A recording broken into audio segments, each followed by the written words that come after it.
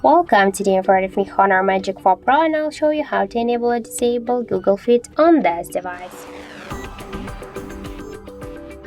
So first, let's just swipe with our finger to the right side and we can see that the Google Discover is activated. If you want to turn it off, we should hold for a while our device screen or just swipe with our finger to the same time up to the center.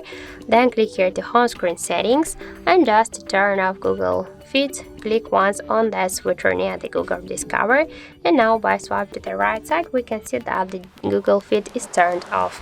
If you want to turn it on again, by the same way, go to the home screen settings, tap once on the switcher to activate the Google Discover, and that's it. So thank you for watching, and if you find this video helpful, don't forget to leave a like, comment and to subscribe our channel.